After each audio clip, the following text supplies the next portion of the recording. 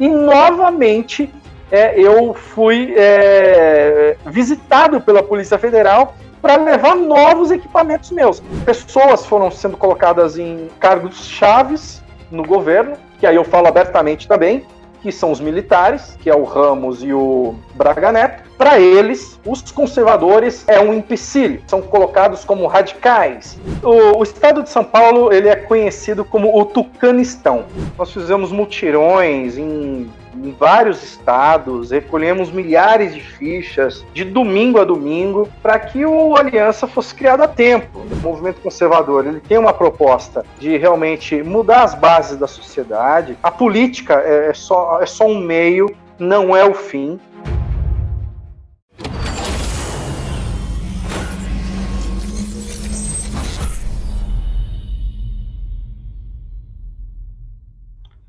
Olá, amigos Jornalistas da Pátria, aqui eu falei Alan Frutuoso para mais um Pátria em Foco, seu programa de entrevistas que vai ao ar todo domingo às 10 horas da manhã. Porém, hoje, excepcionalmente, ele está indo ao ar no sábado, né, por conta das manifestações que acontecerão amanhã, no dia 19, né, então, excepcionalmente, essa entrevista está sendo exibida no sábado.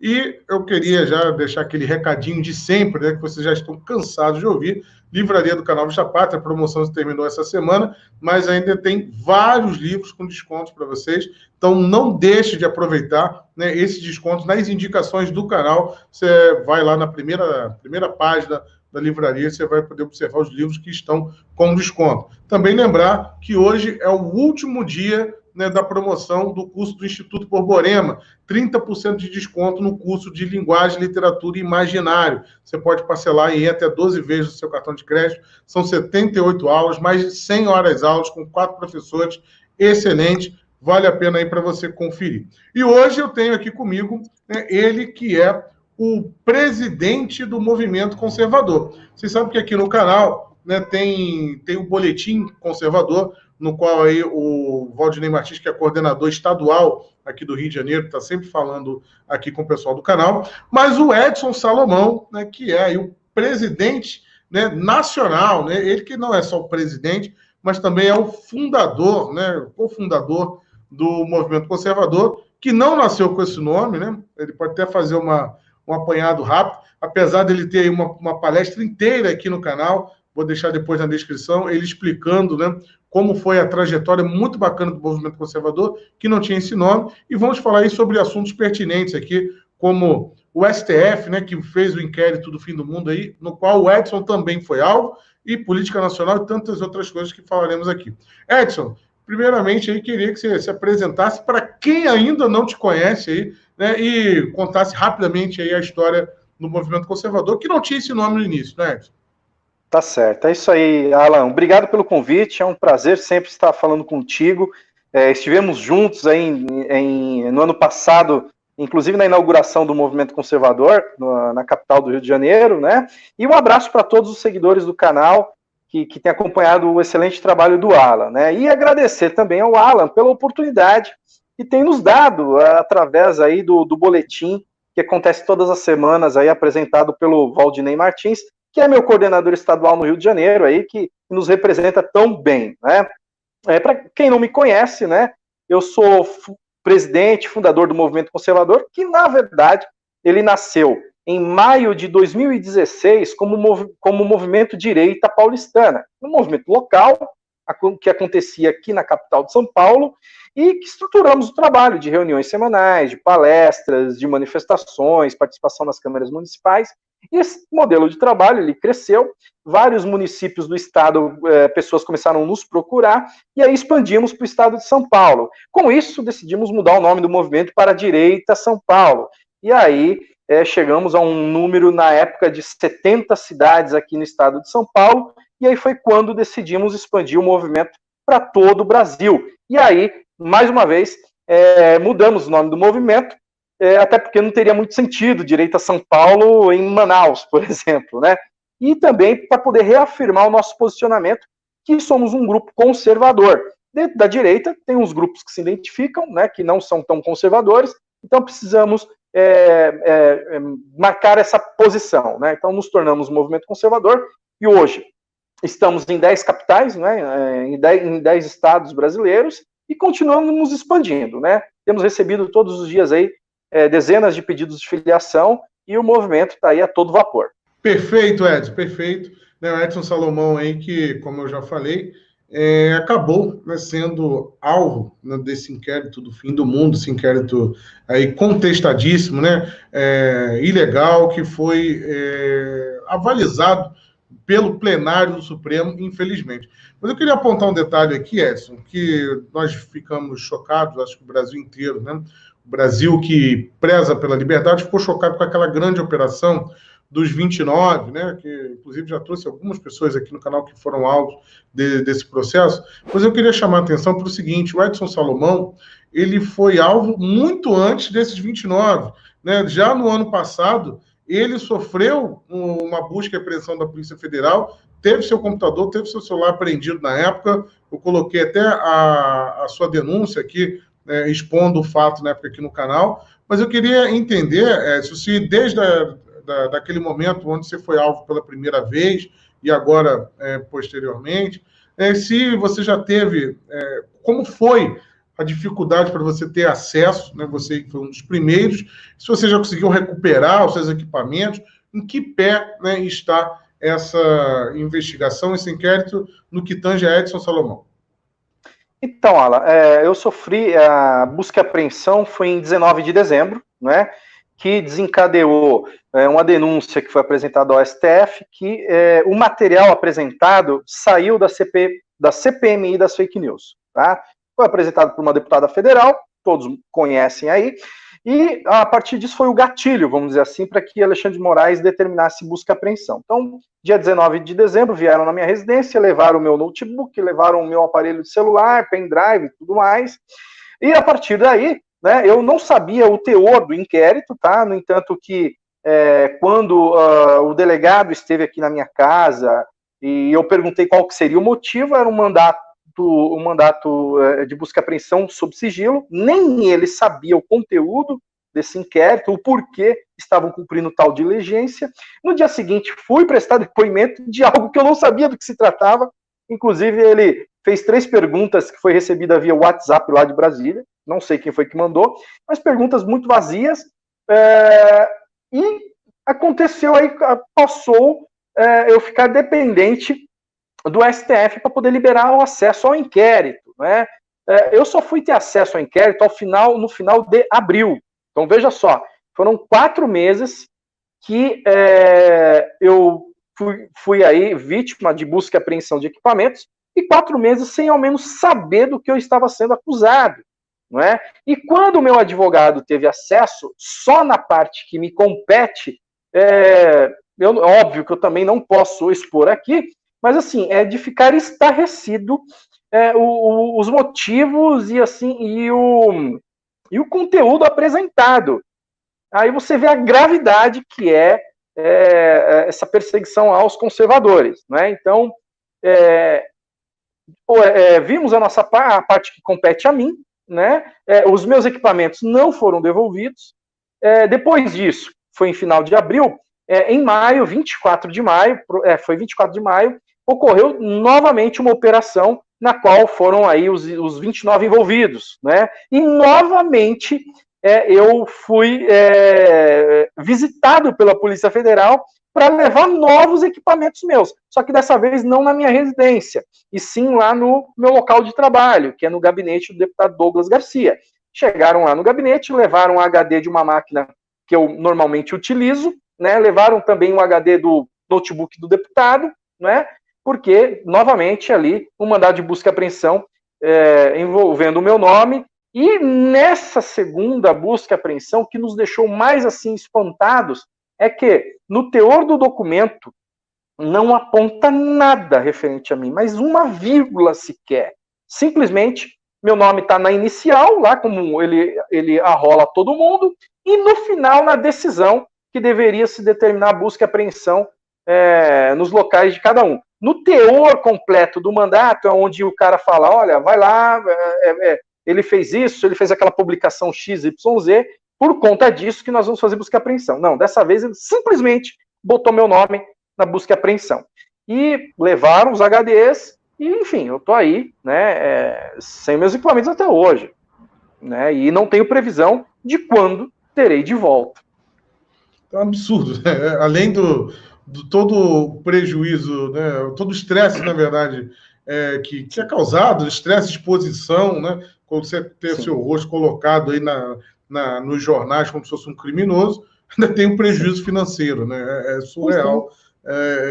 O estado, né, de policialesco, né, que nós estamos vivendo, e não vindo, né, do governo federal, mas sim vindo aí do Supremo Tribunal Federal.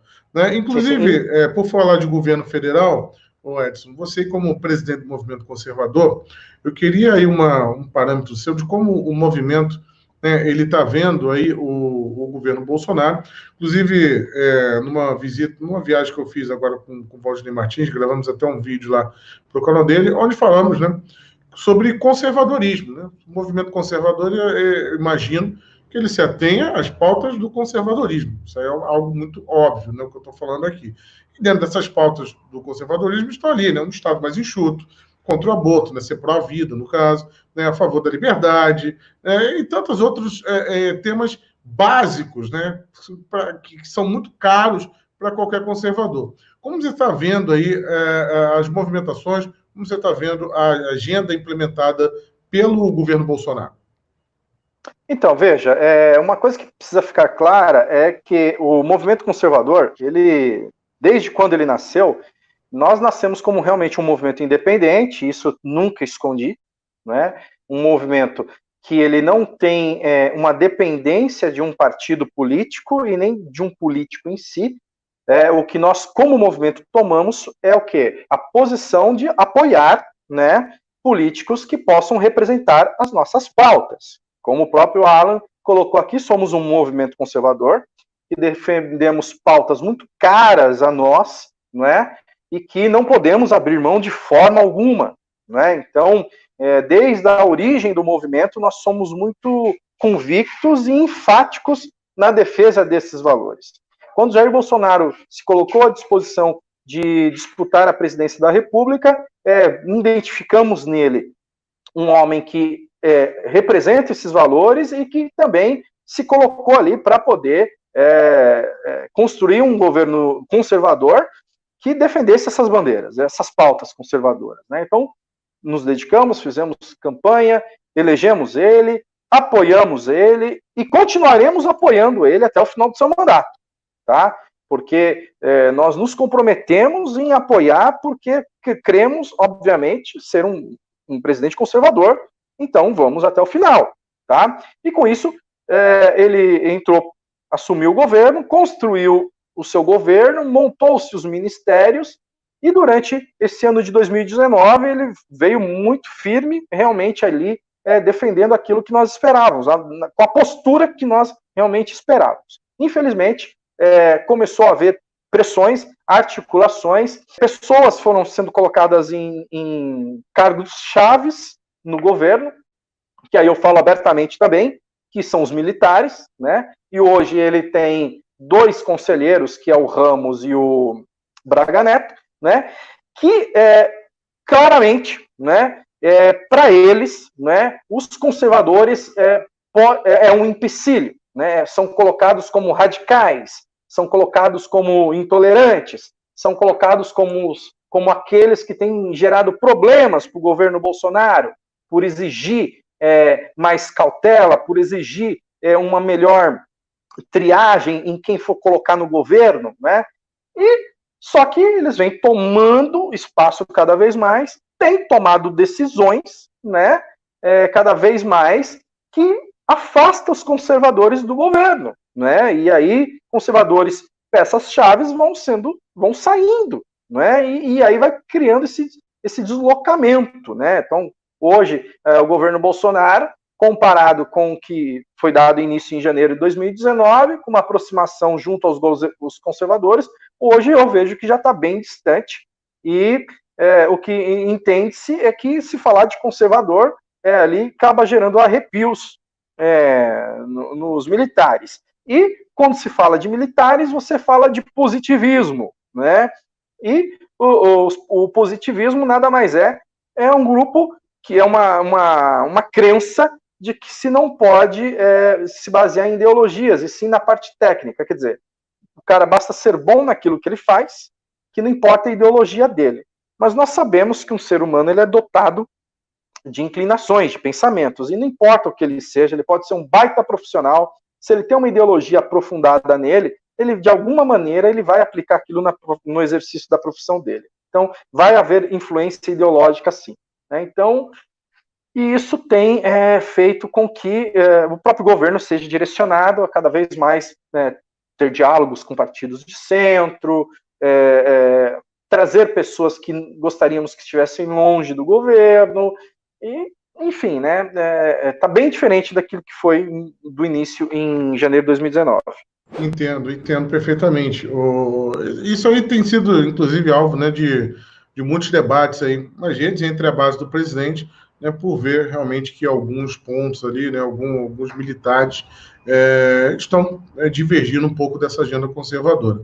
E o Edson, né, você aí como presidente nacional do movimento, mas além, acima de tudo, né, você também é um militante, né, que eu acho que o movimento ele é para isso mesmo, é para o cara militar, e você é um militante do estado de São Paulo, né? Você tem aí você é conhecedor, né, dos problemas aí do estado de São Paulo, inclusive, né, chegou a se colocar à disposição aí, caso a aliança saísse, né, até mesmo por um pleito na cidade de São Paulo, mas eu queria saber como você tem visto, né, essa gestão atual, aí, tanto a municipal, né, que atinge diretamente o povo da cidade de São Paulo, quanto a do João Dória, nesse contexto de epidemia, né, e o São Paulo aí ele foi palco, né, de uma série de arbitrariedades, né, que deixaram o Brasil inteiro chocados. Como você tem observado essa gestão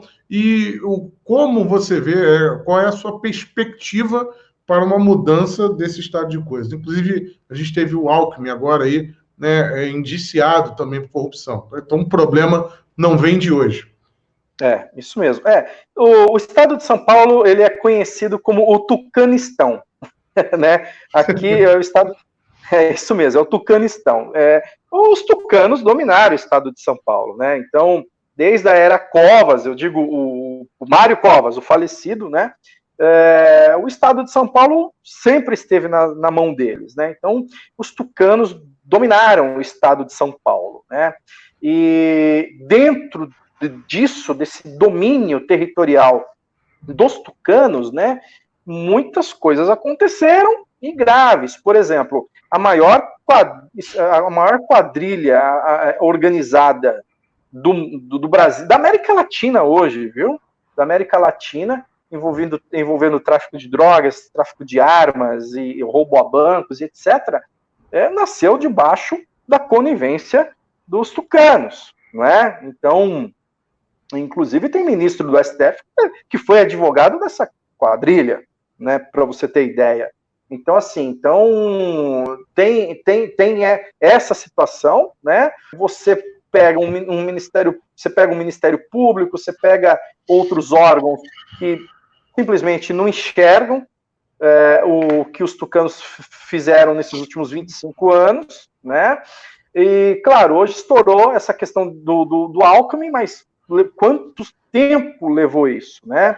Então você vê escândalos da Dersa, você vê escândalos das obras do metrô da linha rosa, da linha lilás, e uma série de coisas que atravessam décadas, né? E ninguém faz nada. Ministério Público, Poder Público, né? Por quê? Porque é óbvio, os tentáculos estão em todos os lugares, né? E aí, só que aí era aquela coisa fechada, né? Entre esse grupo que detinha o poder, que vem aí dessa linhagem do Mário Covas, né? E entrou um personagem novo nessa história, que surgiu na Prefeitura de São Paulo em 2016, que é o senhor José Agripino Júnior, João Dória, né, que foi prefeito de São Paulo, com uma roupagem de gestor, do cara do mercado, um empresário que estaria transformando a capital, e ficou aí 2 anos no mandato de prefeito e foi eleito governador. qual é o mais grave além disso, né? Ele já pegou um terreno preparado pelos tucanos, totalmente aparelhado, só que hoje está entrando com elementos internacionais, né? Hoje o João Dória, na verdade, é um embaixador da China aqui, né? Então tem o embaixador da China, mas o oficial, mas o de fato acaba sendo o João Dória, né? Com todas as negociações, com todos os acordos, com todas as facilitações que ele tem proposto aí para a indústria chinesa, para o Partido Comunista Chinês, né? Então a nossa preocupação agora vai muito mais além do que tirar os velhos tucanos do poder, e sim impedir a entrada do Partido Chinês no estado de São Paulo. E quando se fala de estado de São Paulo, você fala de todo o Brasil, né? Até porque o próprio governador ele tem pretensões políticas de ser presidente do Brasil. Imagina só o estado de São Paulo como é, com tanta infiltração aí do Partido Chinês e dinheiro chegando, né? E a capital, São Paulo, ela acaba tendo um papel fundamental, porque está na mão deles, né? Hoje o Bruno Covas, que foi eleito por serviço do Dória, né? Ele não tem competência de ser eleito nem pelo próprio nome dele, mas hoje é o prefeito de São Paulo. João Dória vai fazer campanha para ele, quer que ele vença, porque é estratégico para ele ter a capital de São Paulo na mão, né? Para servir para o seu plano de poder aí, de se lançar presidente em 2022, né? Então, você vê um estado e uma cidade, que é a cidade de São Paulo, há muito tempo na mão dos tucanos, muito bem aparelhado, só que agora com um elemento muito perigoso, né? Que é a entrada aí, a influência do Partido Chinês. Perfeito, isso é realmente. E esse, não, infelizmente, não é um problema só de São Paulo, né? Esses tentáculos do Partido Comunista Chinês estão avançando aí por vários estados brasileiros. Edson, o movimento conservador, né, tem crescido aí, você mesmo falou no início, já está em 10 capitais, né, do Brasil. Obviamente, a gente espera que o movimento cresça muito mais, porque o movimento conservador ele tem feito algo, né, que desde o início me chamou muita atenção. Eu queria que você falasse um pouco sobre isso, que é diferente, né, dos outros movimentos que eu tenho observado. Tá? Aí, aqui não é uma crítica a outros movimentos, é só um ponto que me chamou a atenção favoravelmente do movimento conservador, que são as reuniões, né, que vocês fazem desde a época do Direito a São Paulo. E hoje em dia, muita gente está reclamando aí, porque a direita isso. Você vê que muito do debate ali é superficial. Muita gente, apesar de bem intencionada, não tem uma certa profundidade em determinados tempos, muitas vezes por falta, né, de se aprofundar, de estudar aquilo. E o movimento conservador, desde a época do Direito de São Paulo, isso me chamou a atenção, faz essa reunião, né, e eu tenho aí visto alguns membros aqui do movimento conservador do Rio de Janeiro, que às vezes você olha para a pessoa, né, o cara tem ali um emprego mais simples, né, ele tem, não é nenhum erudito, vamos colocar dessa forma, mas esse cara consegue debater com qualquer um de igual para igual. Eu fiquei espantado com a profundidade de alguns membros do movimento conservador, e eu creio que isso se deva muito a esse trabalho que vocês fazem. Você poderia falar mais um pouco sobre isso, como funciona, por que essa diferença do movimento conservador, quem foi que teve essa visão aí de educar a militância e não só, né, usar os militantes ali como apenas para manifestação, né? É só na hora do pau quebrar, na manifestação. Não, o cara ele tem uma preparação intelectual para isso. O que motivou vocês a investirem nisso?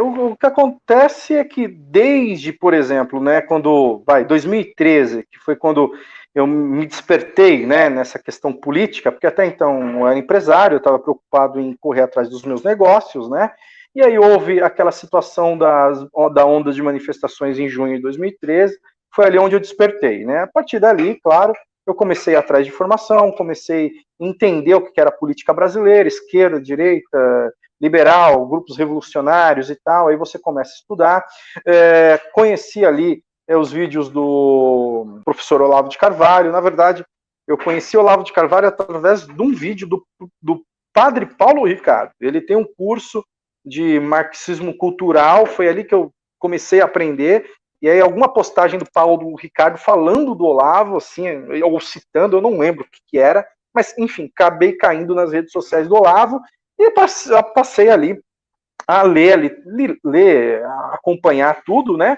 Nisso veio a eleição da Dilma, ela foi reeleita, começou aquela onda de manifestações porque queriam tirar a Dilma, todo mundo, surgiram aqueles movimentos e tal, comecei a observar aqueles movimentos, né, como o MBL, Vem Pra Rua e outros, e eu via que o compromisso deles era tirar a Dilma, e aí eu começava a questionar, mas tá, beleza, vai tirar a Dilma e depois?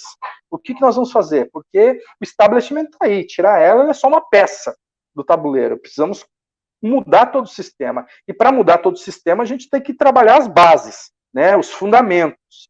E, então, precisamos preparar as pessoas. Vai levar um tempo, vai levar décadas, talvez. Mas precisamos preparar essas bases. Né? E cheguei a procurar alguns grupos para poder levar essa ideia, me ignoraram totalmente, não quiseram me ouvir de forma alguma. E beleza, aí o que aconteceu? Eu, em março de 2016, tinha criado a página Direita Paulistana, já com o objetivo de atrair conservadores aqui na capital para fazer reuniões. Fiz a página em março, não tinha ainda conseguido marcar nenhuma reunião. No final de abril, quando teve a votação do impeachment, o Jair Bolsonaro fez aquela declaração augusta, virou aquele rebu danado, queriam caçar o mandato dele. O Douglas Garcia fez criou um evento no Facebook convocando para uma manifestação. Eu não conheci o Douglas. Tá? Vi o evento, marquei minha presença. 2 dias depois, ele publica no evento que precisaria de ajuda para organizar a manifestação. Me coloquei à disposição. Ele entrou em contato comigo, aí tive o primeiro contato com o Douglas. Nisso, o Jorge Luiz também entrou em contato com ele, enfim. E mais um grupo de pessoas. E organizamos o ato lá em maio de 2016. Reunimos mais de 500 pessoas e tal, e foi um sucesso a manifestação. Nisso aí eu vi o potencial, falei, pô, pera lá, se a gente conseguiu reunir mais de 500 pessoas para apoiar o Jair Bolsonaro, eu entendo que essas pessoas são conservadoras, né? Então, existe conservadores em São Paulo. Então, temos que fazer algo para poder aglutinar, atrair essas pessoas. E aí foi quando eu sentei com o Douglas e com o Jorge e propus para eles, falei, olha, já tem uma página aqui chamada Direita Paulistana, vamos transformá-la em um movimento. Só que vamos estabelecer 3 pilares, que são 3 pilares fundamentais, que jamais poderão ser quebrados, rompidos, porque vai trazer esse trabalho por água abaixo. Que é o quê? Os encontros semanais, tirar o pessoal das redes sociais, tirar daquela frieza que as redes sociais, por quê? Porque se você se discorda de alguém, você vai bloqueia o cara e perde o contato completamente. Numa reunião presencial, uma vez por semana, se você discorda com alguém, você vai debater com ele ali até convencer ele. Ou se vocês brigam, vocês vão se resolver depois, mas vocês estão juntos. Então, o contato pessoal é muito importante. Então, a primeira premissa nossa é o quê? Tem que ter encontros semanais para gerar relacionamento. Conservador se cria com relacionamento. Conservador não se cria em grupinho de WhatsApp ou Facebook. Isso são ferramentas que nós devemos utilizar. Mas o conservador, ele se forma aqui, no núcleo. É que nem um núcleo familiar, é família. Então isso é necessário. Segundo ponto, nós vamos nos encontrar? Tá, beleza, mas precisamos de conteúdo, então vamos estudar. Vamos atrás de literatura, vamos pegar obras do Olavo de Carvalho, vamos estudar República de Platão, vamos estudar obras até da esquerda para entender quem é o nosso inimigo, mas essas nossas reuniões precisam ter conteúdos, precisa ter embasamento, para poder debater com as pessoas, inclusive, não é? E, além disso, precisamos colocar em prática. Então, como que nós vamos colocar em prática? Tanto no seu dia a dia ali, no seu trabalho, na sua universidade, como nas câmaras municipais. Então, vamos lá acompanhar o trabalho dos vereadores, pressionar eles, e assim por diante. Enfim, Alan, o porquê o diferencial do movimento conservador? Porque nós conseguimos unir, tá? Essa força bruta do ativismo, que é a galera que vai para a rua, que faz manifestação, que pressiona vereador nas câmaras municipais, mas com preparo intelectual, que se dá através das reuniões. Então o pessoal vai, discute textos, faz debate, briga entre eles, mas sai todos resolvidos depois, entendeu? Então é isso que acontece. Então o diferencial do nosso grupo é que nós conseguimos unir esses elementos. Esses dias até chamaram a gente de CUT da direita. Eu falei, não, nos respeita, nós não somos CUT da direita. Nós somos ativistas, beleza. Mas, por favor, não nos chame para um debate, porque se chamar a gente para um debate, você vai ser destruído. né? Então, nós conseguimos unir essas duas coisas e por isso que deu muito certo e deu liga no negócio e por isso que cada dia mais o pessoal que percebe isso se junta a nós, né? CUT da direita, essa aí é nova para mim. Mas vamos lá, Edson. A gente tem um problema, né? Aí agora que é a eleição municipal. Né? O Aliança, né, que seria o partido liderado pelo presidente Bolsonaro, surgiu aí, né, como uma resposta para esse vácuo de liderança política dentro do Brasil. Todos nós sabemos, não foi cumprido ali, né, o tudo para o partido sair a tempo para essas eleições municipais. Então, nós temos aí, né, esse problema de não ter um partido, e isso acaba prejudicando, obviamente, uma certa coesão política, tá, pessoal? O pessoal distingue muito ali a parte da atuação política da parte, né, mais intelectual da coisa. O movimento conservador, ele tem candidatos em vários municípios, né? Não só aqui tem no Rio de Janeiro, vários municípios, tem em São Paulo, e esses candidatos, eles são filiados a partidos diversos, né? Inclusive, eu acho que será o seu caso também, né? Eu acho que você vem aí a pré-candidatura em São Paulo, e esses candidatos são candidatos com partidos diversos, porém, todos eles ali vinculados ao Estatuto do Movimento Conservador. Então, ele tem uma diretriz conservadora, apesar de ele estar numa legenda ali que possa não ser tão agradável, assim, vamos dizer dessa forma. Isso supre, de certa forma, né, pelo menos momentaneamente, esse problema. Tá? Esse é o caminho para essas eleições, para impedirmos esse vácuo aí partidário que nós temos? Então, Alan, a princípio, né, como você mesmo falou, trabalhamos forte para a criação do Aliança pelo Brasil, né? De dezembro até o final de fevereiro, no Carnaval, nós fizemos mutirões em vários estados, recolhemos milhares de fichas, de domingo a domingo, para que o Aliança fosse criado a tempo, né? Só que aí chegou março, infelizmente, viram que não seria possível, né? Então, com isso, o que aconteceu? Precisávamos ter legenda partidária, né? O Brasil ainda não tem liberado a candidatura avulsa, né? Então precisamos recorrer a vários partidos. E aí, o que acontece? É aquilo que você falou, né? O estatuto do partido, o programa do partido, a maioria, né, não se encaixa com aquilo que nós buscávamos, né? Como que é, por exemplo, o estatuto do próprio Aliança, né? Mas tínhamos que ter legenda. Tá? Então, hoje, o que acontece é que o que nós entendemos? Né? Nós nos filiamos a determinados partidos porque precisamos da legenda. Porém, qual que é o nosso estatuto principal? Qual que é aí a nossa causa? É essa, a causa conservadora. Né? Então, vamos estar nos partidos, claro, o partido tem suas diretrizes, vamos procurar ali não fugir da regra, até porque gera até problemas para o parlamentar, né? Mas os valores conservadores, né, aqueles que são realmente caros para nós, esses inclusive foram colocados em pauta, né? No momento da filiação dos nossos pré-candidatos, foi colocado, olha, eu sou do movimento conservador, eu defendo tais pautas, e é para elas que eu quero para defender elas que eu quero ser eleito. Aí os partidos entenderam, falaram, não, tudo bem, essa é a sua bandeira, beleza. Então, é isso. Então, assim, nós mantemos a nossa fidelidade realmente com aquilo que nós defendemos, tá? Então, assim será.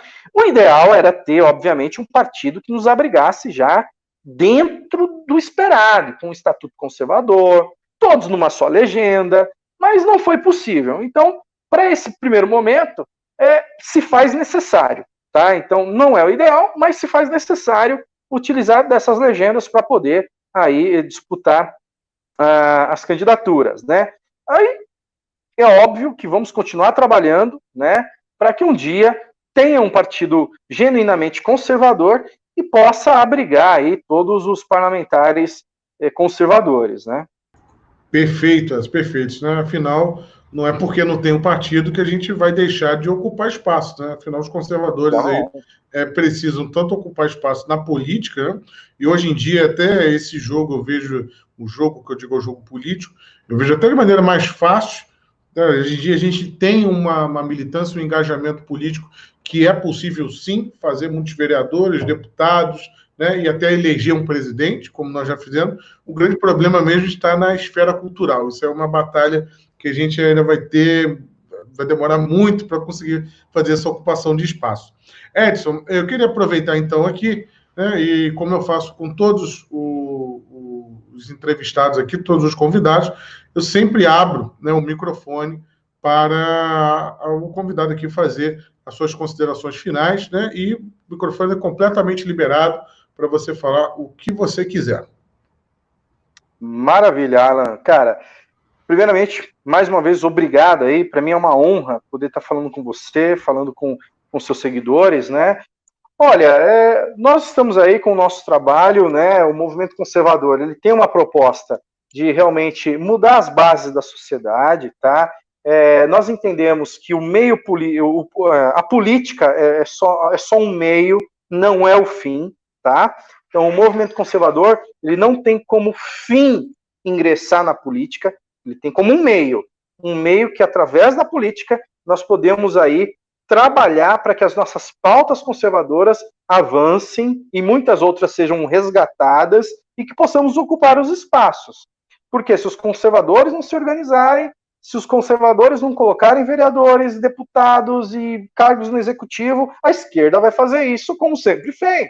Então é o nosso papel ocupar esses lugares. Mas não é o fim, são os meios. Então, como no movimento conservador nós temos preparado aí os nossos membros para que sejam bons parlamentares, nós também estamos preparando pessoas para que sejam bons advogados, para que sejam bons jornalistas, para que sejam bons pesquisadores, porque nós entendemos como movimento conservador que a nossa missão é transformar a sociedade em um todo, e não simplesmente selecionar um grupo de pessoas para que possa entrar na política, ser um vereador, um deputado, e ali talvez fazer alguma mudança. Não. Se eu tenho a oportunidade aqui de, por exemplo, pegar um estudante de direito, que ele tem o objetivo de ser um juiz, eu vou incentivar ele de todas as formas para ser o melhor estudante de direito, com viés conservador, para que ele possa ser um grande juiz lá na frente e fazer a diferença, porque ele sendo um juiz conservador,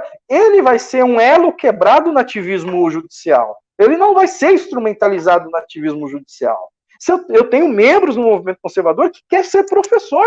É o desejo dele ser professor. Então eu tenho que incentivar ele a ser professor para realizar o sonho dele, mas que ele seja um professor de excelência. Ele será mais um profissional que vai quebrar esse elo da militância na educação. Que ali ele, como um professor, não importa se é de geografia, história ou português, eu sei que vai ser um que vai prezar pelos valores conservadores. Então, assim, o trabalho do movimento conservador é formar cidadãos que prezam por valores conservadores e que vão levar isso adiante, vão levar para sua família, vão levar para sua universidade, vão levar para o seu trabalho. Aonde eles estiverem, eles serão um ativista conservador. Né? Aonde eles estiverem. Tá? E assim nós vamos conseguir promover as mudanças profundas que o nosso Brasil precisa. A política vai ser uma mera consequência disso aí. Vamos formar políticos? Vamos. Mas eu quero formar muito cientista, quero formar muito historiador, eu quero formar muito psicólogo, não importa. Todas as áreas, esportistas, conservadores. Porque cada um desses vão provocar mudanças. E, para encerrar, é claro, né, peço aí que acompanhem o nosso trabalho, acompanhem as nossas redes sociais do Movimento Conservador, para ver todas as atividades que nós fazemos, tanto no âmbito da cultura, no âmbito da educação, no âmbito até dos esportes, né? Então acompanhe aí as redes sociais do Movimento Conservador, acompanhe as minhas redes sociais. Quais são, você falou aí das cidades, quais são as cidades aí, as capitais as capitais pelo menos, que o movimento já está presente? Talvez quem esteja assistindo aqui, né, não saiba da existência do movimento. Você poderia falar aí essas 10 cidades para quem tiver interesse? vamos lá, vou começar de baixo para cima. Então, temos em Porto Alegre, no Rio Grande do Sul. Em Santa Catarina, nós temos em Blumenau, temos no Paraná, temos em Curitiba, temos aqui em São Paulo, são mais de 70 e poucas cidades aqui no estado de São Paulo. Temos na capital, no Rio de Janeiro, e mais umas 3 cidades, acho que Volta Redonda, Angra dos Reis, enfim. Outras. Maricá, aí no Rio de Janeiro. Estamos em Belo Horizonte, Minas Gerais. Estamos em Vitória, no Espírito Santo. Estamos no Distrito Federal. Estamos em Rondonópolis, Mato Grosso. Estamos em Manaus, no Amazonas. E é isso. E outras cidades aí também. Continuando nos expandindo. Se quiser, né, participar ativamente, tem um site aí, eu vou deixar o site aqui na descrição do Movimento Conservador, né? Ele preenche lá uma ficha, né? Não é isso? E vai para nada. Né? Afinal, porque o Movimento Conservador não entra qualquer um, né? Então, se algum pequeno aí quiser se infiltrar, não é fácil o negócio, né? Não entra. Olha, vou falar para você, se os partidos, né, adotassem a forma de pesquisa que nós adotamos, com certeza, meu amigo, ia dar uma boa limpada, né? Se a Aliança adotasse isso, seria bom para eles, inclusive. Por quê? Porque a pessoa preenche a pré-filiação, nós vasculhamos a rede social da pessoa, e olha que eu tenho uma galera boa de investigação, investiga as redes sociais da pessoa, investigamos a filiação partidária da pessoa, para saber o histórico da pessoa, e assim por diante. E eu garanto para você, eu já peguei muito caso de gente filiada no PT, no PSTU, no PSB. Por quê? Porque são pessoas, gente, que vocês não se enganem, a esquerda ela se infiltra nos movimentos para poder implodir os movimentos por dentro. Então, nós temos que fazer essa varredura para impedir infiltrados que chegam querendo minar o trabalho. Então, nós fazemos isso, é um processo até demorado.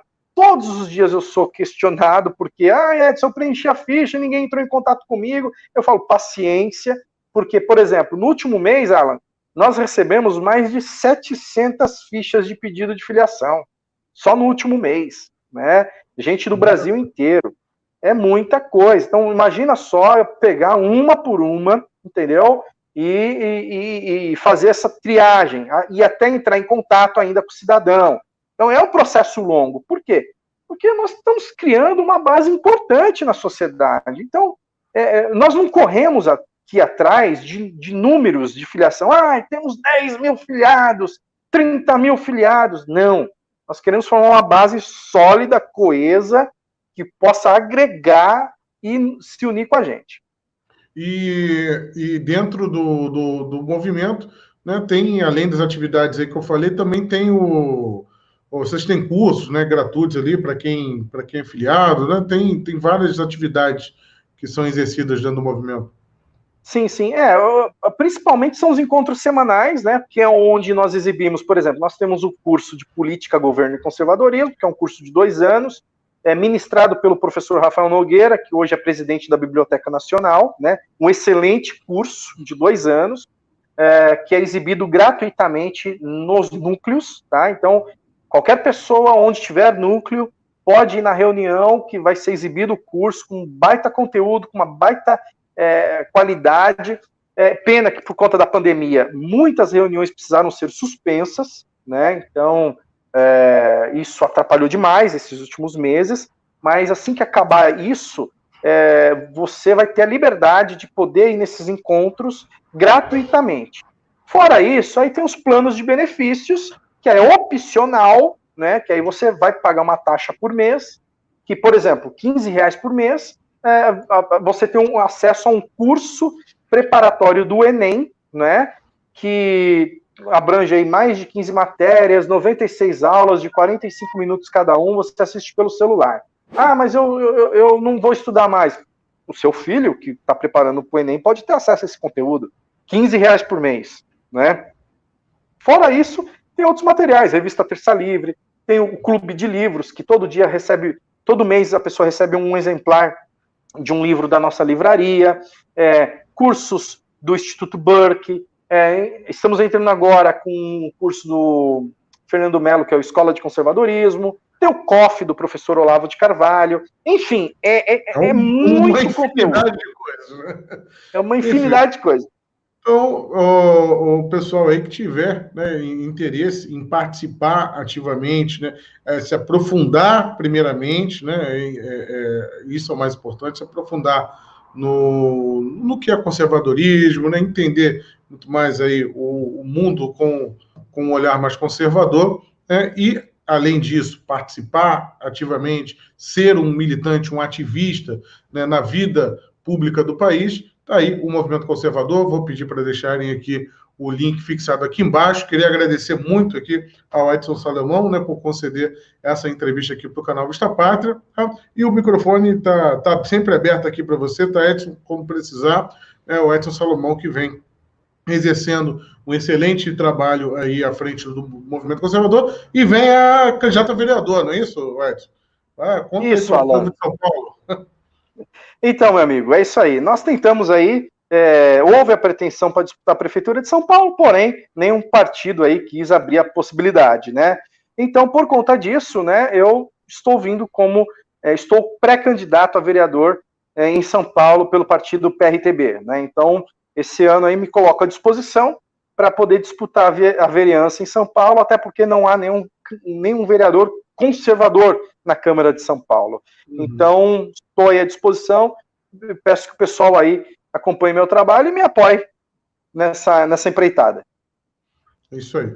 Edson, muito obrigado a todos vocês que assistiram por aqui. Só lembrando para vocês que hoje foi ao ar no sábado, mas normalmente o Pátria em Foco é exibido todos os domingos, foi exibido só excepcionalmente por conta da manifestação aí do domingo. Tá bom, pessoal? Muito obrigado a todos, até a próxima. Tchau, tchau.